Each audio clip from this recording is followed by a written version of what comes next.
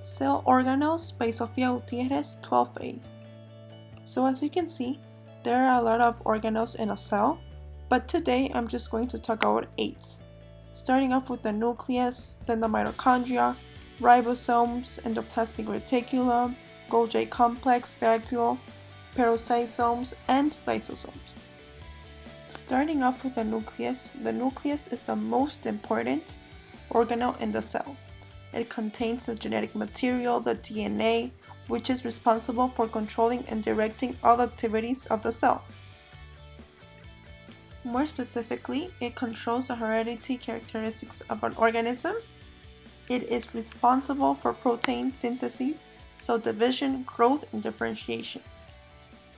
The mitochondria, known as a powerhouse of the cell, produces the energy necessary for the cell's survival and functioning.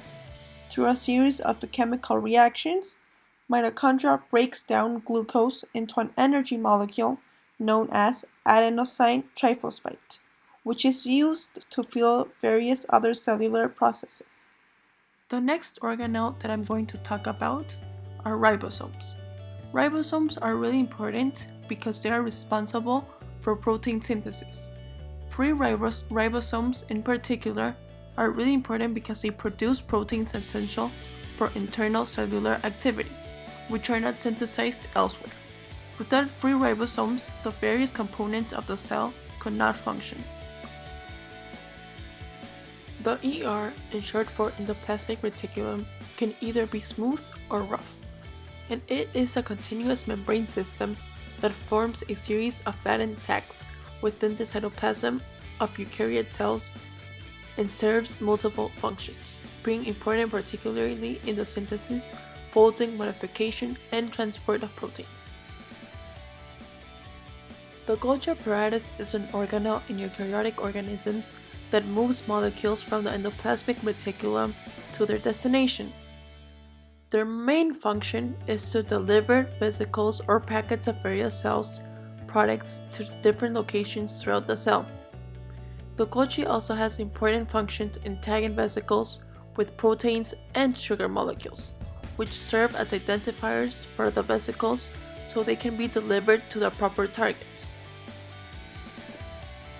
Vacuoles are made of membranes with inorganic or organic molecules inside, such as enzymes. They have no set shape or size, and the cells can change them as it wants.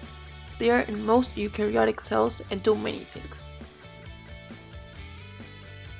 In animal cells, vacuoles are generally small and help sequester waste products. In plant cells, vacuoles help maintain water balance. Sometimes a single vacuole can take up most of the interior space of the plant cell. A peroxisome is a membrane-bound organelle known as a microbody found in the cytoplasm of virtually all eukaryotic cells. They are oxidative organelles. Frequently, molecular oxygen serves as a co-substrate from which hydrogen peroxide is then formed. They also contribute to the biosynthesis of membrane lipids known as plasmalogens. In plant cells, peroxisomes carry out additional functions, including the recycling of carbon from phosphoglycolate during photorespiration. The last organelle I'm going to talk about are lysosomes.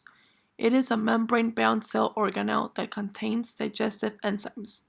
They are involved with various cell processes and they break down excess or worn out cell parts. They may be used to destroy invading viruses and bacteria.